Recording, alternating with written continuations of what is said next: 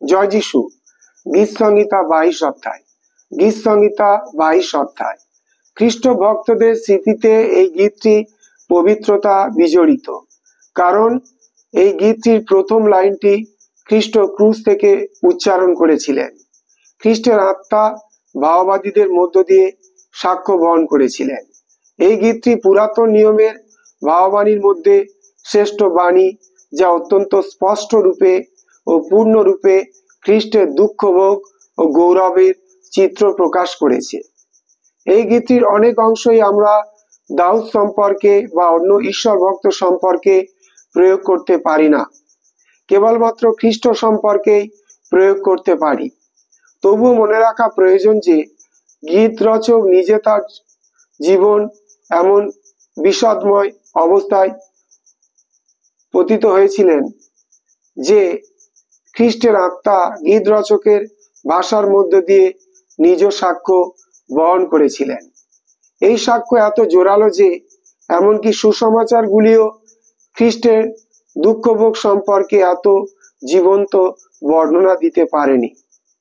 সুতরাং বলা চলে, খ্রিস্টের আত্মা ছাড়া কেউই এই দুঃখভোগের বর্ণনা দিতে পারে না এবং দাউদও পারেন না। তবে একথা মনে রাখা প্রয়োজন যে এই গীতটির নিজস্ব একটি পটভূমি রয়েছে এবং তা হচ্ছে দাউদের নিজ জীবন। মৃত্যুর মুখোমুখি হয়ে শারীরিক ও মানসিক দুঃখ কষ্টে জর্জরিত হয়ে তিনি এই গীতটি রচনা করেছিলেন। কিন্তু মৃত্যু ভয় আর মর্মবেদনার মধ্য দিয়েই গীতটির শেষ নয়। প্রশংসা আর প্রত্যাশা ও বিজয় দিয়ে, যে বিজয়ের ফলশ্রুতি হলো ত্রাণকর্তার মধ্য দিয়ে ঈশ্বরের রাজ্য প্রতিষ্ঠা। 1 থেকে 21 পদ। দুঃখভোগ ও প্রার্থনা। একটি অভিযোগ। অন্য ঈশ্বর ভক্তের জীবনেও এমনই অভিযোগ শোনা যায়, যেমন ইয়োব ও জিরমীয়। ঈশ্বর ভক্তের জীবনে দুঃখভোগ, কষ্ট, যন্ত্রণা, এমনকি মৃত্যুও খুব স্বাভাবিক। ঈশ্বর ভক্ত যখন সত্য ও ন্যায়ের পক্ষে দাঁড়ান, তখন তার জীবনে নেমে আসে অশেষ দুঃখ কষ্ট। সেই দুঃখ কষ্টের যাতনা এতই তীব্র যে মনে হয় ঈশ্বর বুঝি তার ভক্তকে ভুলে গেছেন, ঈশ্বর বুঝি তার থেকে মুখ ফিরিয়ে নিয়ে গেছেন। তখন ঈশ্বর ভক্তের মুখ থেকে বেদনার্ত আত্মার ক্রন্দন শোনা যায়, ঈশ্বর আমার, ঈশ্বর আমার। বেদনার্ত আত্মা ঈশ্বর আমার বলে আশ্রয় খোঁজে, ঈশ্বরকে জড়িয়ে ধরতে চায়। এটি অভিযোগ হলেও ঈশ্বরের কাছে অভিযোগ। এই অভিযোগের মধ্যে দিয়ে ঈশ্বর ভক্ত ঈশ্বরের চরণে আত্মসমর্পণ করে। আপনি কি অনেকবার বলেননি, প্রভু, কেন আমার এই অসুস্থতা, কেন আমার এই বিপদ, কেন আমার এই দারিদ্রতা? আপনার অভিযোগ ঈশ্বরের কাছে থাকুক। যদি ঈশ্বর উত্তর না দেন, তবুও আপনি ঈশ্বরকেই আঁকড়ে থাকুন। ঈশ্বরের মঙ্গল অবশ্যই দেখতে পাবেন। প্রভু যীশুখ্রিস্ট এমনই অভিযোগ করেছিলেন। ঈশ্বর তাকে পরিত্যাগ করেছিলেন, কারণ তাকে চূর্ণ করা সদাপ্রভুর মনোরথ ছিল। কিন্তু প্রভু যীশুখ্রিস্ট ঈশ্বরকে ছাড়েননি। তিনি ঈশ্বরকে আঁকড়ে ধরেছিলেন, আর তাতেই সমস্ত পৃথিবীর পরিত্রাণ এসেছিল এবং খ্রিস্ট নিজেও গৌরবান্বিত হয়েছিলেন। ঈশ্বর নীরব হলেও দাউদ সরব ছিলেন। দাউদ তার অভিযোগের উত্তর পাননি, প্রার্থনার উত্তর পাননি, কিন্তু তাই বলে ঈশ্বর তো আর ক্ষুদ্র হয়ে যাননি। ঈশ্বরই রয়েছেন। তিনি দয়ালু, তিনি পবিত্র, তিনি তার ভক্তদের অমঙ্গল থেকে উদ্ধার করেন। এটি দাউদের পরম সান্ত্বনা। ঈশ্বর হয়তো এখনো নীরব, কিন্তু তিনি সময় মতো তার প্রার্থনার উত্তর দেবেন, কারণ তিনি ভক্তের প্রশংসা ও প্রার্থনা ভালোবাসেন। গীত রচক ঈশ্বরে নির্ভর করেন, কিন্তু তিনি তো মানুষ, তাই আবার জগতের দুঃখ, বেদনা, লজ্জা, অপমান তাকে ক্লিষ্ট করে। তাকে মানুষের মতো ভাবেন, নগণ্য কীটের মতো তাকে সবাই ব্যঙ্গ করে। জনতার অপমানকর উক্তি, মিথ্যা অভিযোগ, ঈশ্বর নিন্দুক জনতার মুখ বেদন, তার অসহায় অবস্থা দেখে উল্লাস স্ফূর্তি তাকে দুঃখার্ত করে। আর তখন তার মনে হয় ঈশ্বর বুঝি তাকে ছেড়ে গেছেন। কিন্তু দুঃখ বেদনা জর্জরিত ঈশ্বর ভক্ত আবার তার ঈশ্বরের দিকে ফিরে তাকান। এই ঈশ্বরই তার আপনজন, তার প্রিয়জন। ঈশ্বর যদি তাকে রক্ষা না করতেন তবে তো তিনি মাতৃ জঠর থেকে বেরিয়ে আসতে পারতেন না। মাতৃস্তনে দুগ্ধ সঞ্চার না করলে তিনি তো শিশু থাকতেই মারা যেতেন। মাতৃ জঠর থেকেই এই ঈশ্বর তার ঈশ্বর, সুতরাং এমন প্রেমময় ঈশ্বর তো তাকে ত্যাগ করতে পারেন না। গীত রচকের জবানিতে এ যেন প্রভু যিশুর দুঃখ ভোগের বর্ণনা। 11 থেকে 21 পদ দুঃখ যাতনার বর্ণনা। এই স্থানে বর্ণিত অনেক দুঃখ কষ্ট দাউদের জীবনে কখনো ঘটেনি, কিন্তু খ্রিস্টের জীবনে ঘটেছিল। বন্ধুরা তাকে ত্যাগ করেছিল। তার দুঃখপূর্ণ দিনে বন্ধুরা তাকে ছেড়ে চলে গেছে। তিনি একাকী এই দুঃসহ যাতনা ভোগ করেছেন। তিনি একাই দ্রাক্ষাকুণ্ড মর্দন করেছেন। তার বন্ধুরা দুর্দান্ত শক্তিশালী শত্রু দেখে পালিয়েছে। বলবান বিশ্বের মতো এরা প্রচন্ড। বাসনের বলদ যেমন হৃষ্টপুষ্ট মেদবহুল, এরাও তেমনি। এরা সমাজের নেতৃকুল, শীর্ষস্থানীয় যাজক, পুরোহিত। এদের সংখ্যা অনেক, এদের ক্ষমতা ঐশ্বর্য অপরিসীম। সম্মুখে শিকার পেলে যেমন সিংহ গর্জন করে শিকার ধরে, এরাও তেমনি তাকে গ্রাস করবার জন্য প্রস্তুত। 11 থেকে 13 পদ 14 থেকে 18 পদ তিনি মৃত্যুর মুখোমুখি।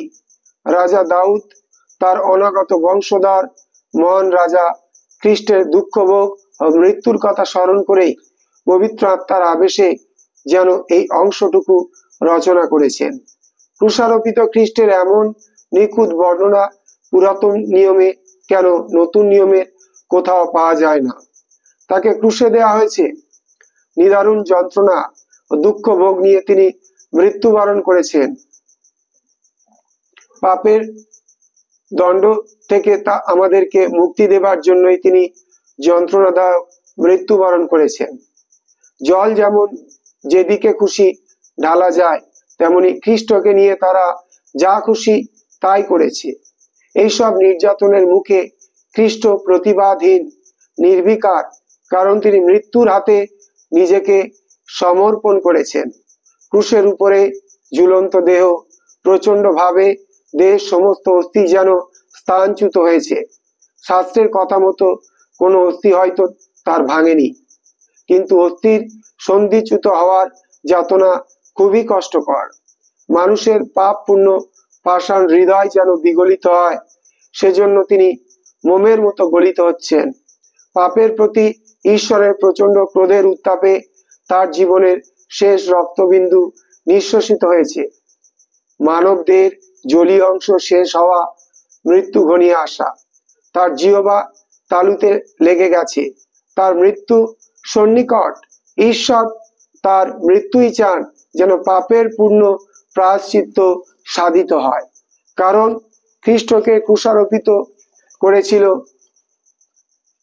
কারা খ্রিস্টকে ক্রুশারোপিত করেছিল? সৈনিক, যাজক, ধর্মীয় নেতৃবৃন্দ। এরা মানুষ নামের অযোগ্য। এদের কুকুরের সাথে তুলনা করা যায়। কুকুরের মতো এরা অধম। অধম কি কখনো উত্তমের মর্যাদা বোঝে? এরাই খ্রিস্টকে ক্রুশবিদ্ধ করেছে। উলঙ্গ করে সাধারণত ক্রুশারোপিত করা হতো, খ্রিস্টকেও তাই করা হয়েছিল। নগ্নতা পাপের শাস্তি। খ্রিস্ট আমাদের ধার্মিকতার বস্ত্রে আচ্ছাদিত করার জন্য নিজে আমাদের উলঙ্গতা গ্রহণ করেছেন, পাপের শাস্তি গ্রহণ করেছেন। খ্রিস্ট তার নগ্ন দেহের দিকে তাকিয়ে যেন পাঁজরের অস্থিগুলো গুনতে পারছিলেন। সারা রাতের অনিদ্রা, দেহের উপর অত্যাচার এবং ক্রুশে এভাবে ঝুলে থাকতে থাকতে তার নগ্ন দেহ ভেদ করে যেন অস্থিগুলো বেরিয়ে আসছিল।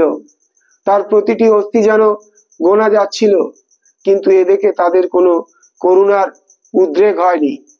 খ্রিস্টের শেষ জাগতিক সম্বল তার কাপড়গুলো তার শত্রুরা ভাগ করে নিয়ে গেল এবং আংরা কাঠির জন্য গুলিবাট করলো। এই শারীরিক নির্যাতন ও অপমানের মধ্যেও খ্রিস্ট দেখতে পেয়েছিলেন যে ঈশ্বরের প্রতিজ্ঞা পূর্ণ হতে চলেছে। 19 থেকে 21 মুক্তির জন্য প্রার্থনা। ভক্তগণ দুঃখ নির্যাতনের মধ্যে ঈশ্বরের কাছে মুক্তির জন্য প্রার্থনা করেন। দাউদও তেমনি মুক্তির জন্য প্রার্থনা করেছিলেন। ঈশ্বরের নৈকট্যই ভক্তের একমাত্র কাম্য। ঈশ্বর ভক্ত দুঃখ কষ্টের সময় ঈশ্বরকে আরো নিবিড় ভাবে পেতে চায়। ঈশ্বরের নৈকট্যই লাভই ভক্তের পরম পাওয়া। এতেই ভক্ত সাহস ও শক্তি ফিরে পায়। প্রভু যীশু খ্রিস্ট তেমনি দুঃখের সময় গেতসেমানি বনে ঈশ্বরের নিকট সান্নিধ্য পেয়েছিলেন, যার ফলে ক্রুশ মৃত্যুর থেকে মুক্তি চাইলেও শেষ পর্যন্ত তিনি মৃত্যুর জন্য শক্তি ও সাহস পেয়েছিলেন। দাউদের শত্রুরা তাকে হত্যা করার জন্য খড়গ নিয়ে ঘুরছে। যে কোনো সময় তার প্রাণ সংহার হতে পারে, কিন্তু দাউদ জানেন ঈশ্বর তাকে কতবার মৃত্যুর হাত থেকে রক্ষা করেছেন। তাই আজ তিনি প্রার্থনা করছেন যেন ঈশ্বর তাকে শত্রুরূপ সিংহ ও উদ্যত ষাঁড়ের শৃঙ্খল থেকে রক্ষা করে। আমাদেরও এই বিশ্বাস নিয়ে প্রার্থনা করতে হবে, ঈশ্বর রক্ষাকারী, তিনি আমাদের রক্ষা করবেন। 22 থেকে 31 পদ ঈশ্বরের ধন্যবাদ ও প্রশংসা। গীতটির এই দ্বিতীয় অংশে দুঃখ ভোগ আর যাতনার বিলাপ নেই। এখানে আছে ঈশ্বরের প্রশংসা আর ধন্যবাদ আর গৌরবের জয়গান। গীত রচক নিশ্চিত যে তার প্রার্থনা ঈশ্বর শুনেছেন, তাই তিনি সমস্ত ইসরায়েল সমাজকে এবং সমস্ত জাতিকে ঈশ্বরের প্রশংসা করবার জন্য আহ্বান করেছেন। নিজ জাতিকে প্রশংসা করার জন্য আহ্বান। ঈশ্বর মুক্তিদাতা, রক্ষাকর্তা, তার বহু প্রমাণ ইসরায়েলের ইতিহাসে রয়েছে। সুতরাং ঈশ্বরের সন্তানগণ নিশ্চিত হতে পারে যে তিনি তার সন্তানদের সংকট থেকে মুক্ত করবেন। সত্যি ঈশ্বর মুক্তিদাতা। যারা সবাই ঈশ্বরের কাছে আসে, যারা সবাই ঈশ্বরের প্রতি শ্রদ্ধা জানায়, তাদের মনোবাঞ্ছা ঈশ্বর পূর্ণ করে।